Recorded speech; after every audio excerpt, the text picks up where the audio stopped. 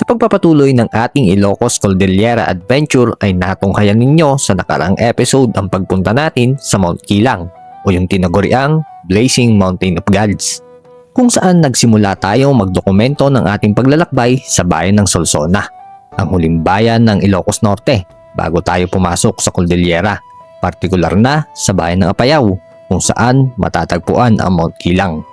Matapos natin itong bisitahin ay nagpatuloy na tayo sa ating paglalakbay at ang next destination natin ang lalawigan ng Kalinga. Dito ay babagtasin pa din natin ang Ilocos Norte Apayao Road kung saan magpapaston na lamang tayo sa mga karating bayan ng Apayao. Kabugaw, Toconer. Kaya samahan niyo ako muli sa panibagong kwento ng paglalakbay dito sa Cordillera. So, alas 9 na ng umaga. Kailangan natin matagusto sa lalong madaling panahon. Oh. Ganyan yung bato sa Blazing Mountain, no? Kasi magtanong nga tayo sa lokal. Sir, magandang araw po. Magtatanong po sana. Mga ilang oras pa rito pagka papuntang Kalinga? May 4 na oras kaya, sir? Ganyan? Wala naman. Pwede.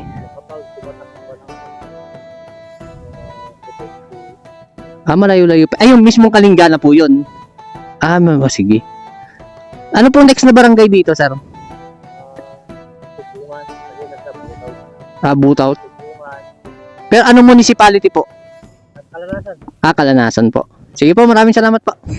Mga 4 na oras pa. Pag nasa 70 to 70 kilometers per hour, sabi ni sir. So, abot pa tayo ng 6 na oras siguro. Estimate natin. Sharp curve to.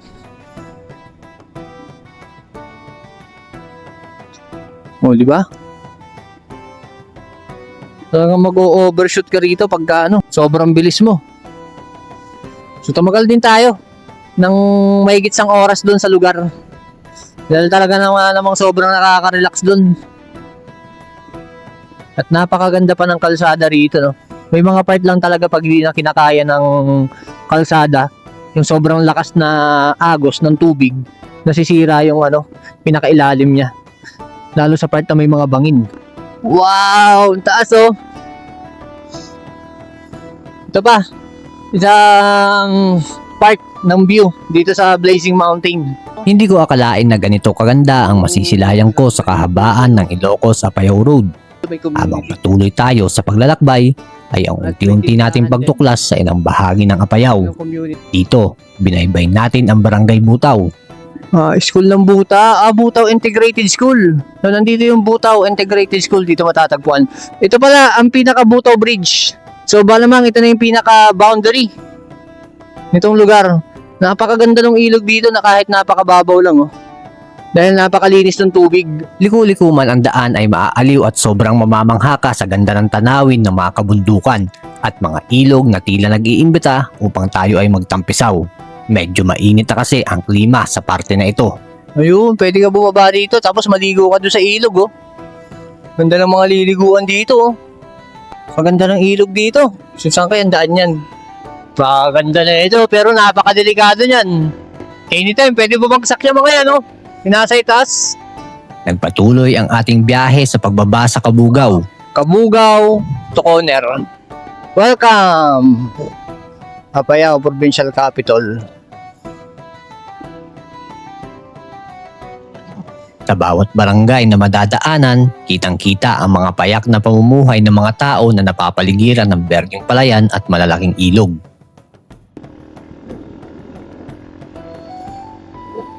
So ito, update tayo. Nandito tayo ngayon sa bayan ng Kabugaw. At grabe, sobrang init pa rin. Nasa around 2 hours, nasa Pinokpok, Kalinga na tayo. Pansamantala muna tayong tumigil dahil grabe, sobrang init. Napakalayo ng binayahe natin. Dito medyo maaliwalas yung rito. Isa tayong tumambay dito. Ang pangalan mo, kuya? Lian Ray. Ayun, oh. Thank you kay Lian Ray. Pinatambay niya tayo dito sa niya, tambayan niya. Tuloy na natin yung biyahe natin pa Kalinga. Di ba? Napakaganda ng bundok, oh. Kita nyo yan, oh. Dito sa gilid natin. Puro bukid. Palayan. Tapos yung kabundukan. Pagdating Diba? natin sa corner ay nakaramdam na tayo ng gutom. Kaya huminto muna tayo saglit sa isang kainan. Doon ay natikman natin ang pansit batil patong. Ano, meron dito. Meron nga ano, yung pansit batil meron. Ayun, batil patong na lang. Mainit, nag-uumapaw sa sahog na may karne at may itlog sa ibabaw. Ang bawat higop ng sabaw ay tila pawi sa gutom at pagod na dulot ng mahabang biyahe. Matapos nating kumain ay agad na ako nagpatuloy sa aking paglalakbay patungo sa Pinukpok, Kalinga. Matapos kumain ay tuloy na tayo agad sa ating paglalakbay patungo sa Kalinga. Habang nasa daan ay kapansin-pansin ang mga malalawak na taniman ng mais. Mahahalata mo rin na bagong gawa lang ang daan dito. Isa sa mga proyekto ng Farm to Market Road ng gobyerno. Mula rito ay hindi nakalayuan ang susunod na lalawigan na ating pupuntahan.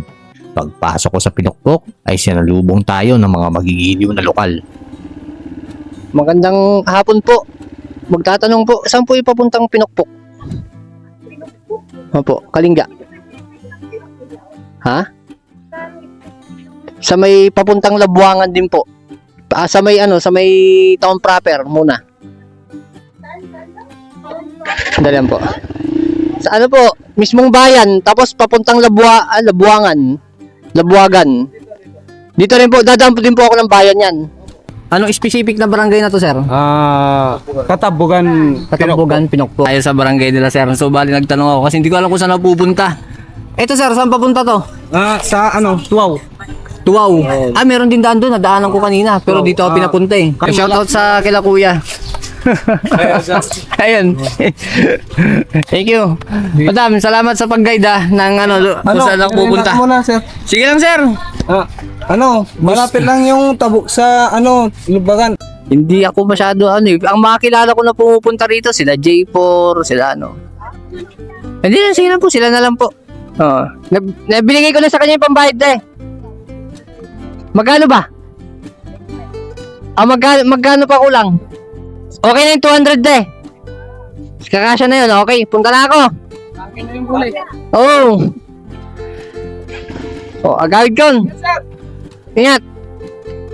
Sige po.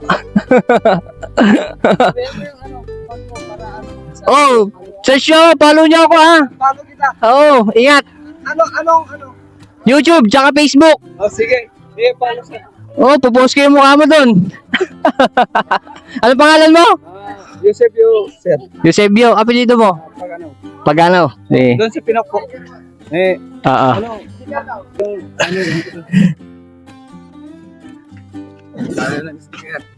Ito. Siya oh. Shout out sa inyo mga idol. Lahat, mga lugar na pinupuntahan ko. Galing ako sa Blazing Mountain. Oo. Pupunta ako sa Awitchon eh. Awitchon ba yun? Sa Labuagan. Labuagan. Pero daan muna ako sa Pinukpok at may kakilala ko dyan eh. Sige sir. Sige po, ingat. Thank you. Bye-bye, ingat po kayo. Maraming salamat po. Sana yung tuloy mo ng ice. Sige lang, hindi na. Sige po. To, parang kandidato, no? Napaka, ni kuya. Kulit, ipinipilit niya na palagyan ng yelo yung tubigan ko. Okay lang kasi sobrang init. Official na tayong pumasok sa probinsya ng Kalinga. Specifically, dito, sa munisipalidad ng Pinukpok. Or Pinukpok. Hindi ko alam kung paano pronunciation ha. O kung mali yung pronunciation ko, pagpasensya nyo na kasi taga-ibang lugar ako. Dito na tayo sa Pinukpok, Kalinga. At napakaganda ng kanilang lugar. At ano yung nakikita ko sa kabila? Dam. Chico River. So, ito yung Chico River, yung nasa kabila natin. So, may dam doon sa kabila, Ganda ng ilog, Ganda, no?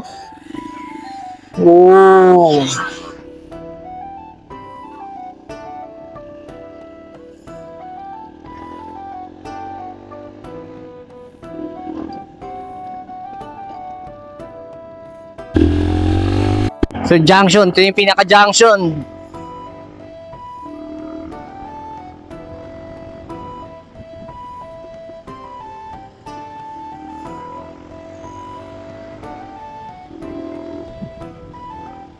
Poblasyon Pinukpok. Ito ang pinaka-poblasyon nila. So sa kabila nandun ang Tabuk City, no? So dahil siguro ganito yung daan dito, no? Kaya dinidiscourage nila ako na dumaan dito. Sira yung daan, no? Pero may daan pa baba. Barangay Poblasyon Pinukpok, Kalinga.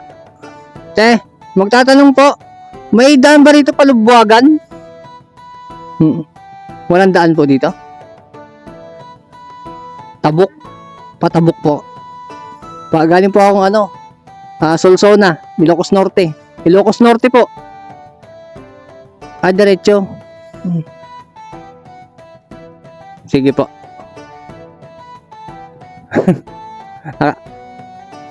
Sige po pala, maraming salamat po. Wala palang daan talaga dyan. Tatabok talaga tayo. Masilip na lang tayo dito sa munisipyo nila. Hindi natin ipilit.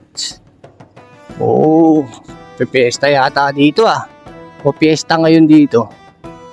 Gimpong Festival. Ano yung sineselebrate ninyo pag festival ninyo? First, ngayon pa lang. So sige. Thank you ha. Maraming salamat. So, Gimpong Festival. Sakto. Yung pagpunta ko rito ngayon. So, ito na yung pinaka-town proper ng Pinukpok. Ito, ang bayan ng Pinukpok, matatagpuan sa lower part ng Kalinga. Ang Pinukpok ay isa sa pinakamalaking bayan sa lalawigan pagdating sa sakop ng kanilang teritoryo. Ito rin ang pangunahing bayan kapag galing ka sa Apayao at Cagayan. Sa gilid ng bayang ito ay umaagos ang Chico River na nagsusupply ng tubig sa mga sakahan sa lugar. Agrikultura kasi ang pangunahing ikinabubuhay ng mga tao dito. Isa na dyan ang pagtatanim ng palay, mais at saging. Opisyal na naging isang munisipalidad ang Pinukpok sa ilalim ng batas noong June 25, 1963 at ang sentro ng pamahalaan nito ay itinatag sa taga-poblasyon. Noong unang panahon, bago pa man dumating ang mga dayuhan, ang lupain ng Pinukpok ay tahanan na ng mga katutubong tribo ng Kalinga. Ang ugnayan ng mga tribong ito ay madalas na sinusubok ng mga labanan sa teritoryo at hidwaan. Ayon sa mga lokal na kwento at kasaysayan, ang pangalang Pinukpok ay nagmula sa katutubong salita na nangangahulugan na pukpukin o tagain gamit ang bolo o anumang matalim na sandata. Sinasabing sumasalamin ito sa marahas na tribal wars noong unang panahon kung saan ipinagtatanggol ng bawat tribo ang kanilang teritoryo. Ito ay isang komunidad kung saan higit sa kalahati ng populasyon ay mga katutubong mamamayan ng Kalinga. Sa kabila ng modernisasyon, buhay na buhay pa rin ang kanilang mga tradisyon gaya ng bodong o pispak.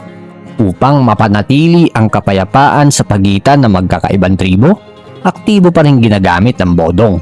Ito ay isang tradisyonal na kasunduan ng kapayapaan na may sariling mga batas upang lutasin ang mga alitan na hindi gumagamit ng dahas. At ngayong 2026 ay ginanap ang kauna-unahang Gimpong Festival. Bahagi na rin ng kanilang makabagong kultura ang pagdiriwang ng Gimpong Festival, kung saan ipinapakita ang pagkakaisa, mga tradisyonal na sayaw, musika at mga palaro na naglalayong magbuklod sa mga taga rito. Ang bayan ng Pinukpok ay isang kwento ng transformasyon mula sa isang madugong nakaraan ng mga hidwaan ng tribo na pinagmulan ng pangalan nito na sa kasalukuyan ay naging isang modelo ng kapayapaan, pagkakaisa at paglago ng lalawigan ng Kalinga. Sa pag-aalaga ng kanilang kultura at tradisyon, ang mga mamamayan ng Pinukpok ay patuloy na naglalakad patungo sa isang mas masagana at modernong kinabukasan nang hindi nalilimutan ang kanilang pinagmulan.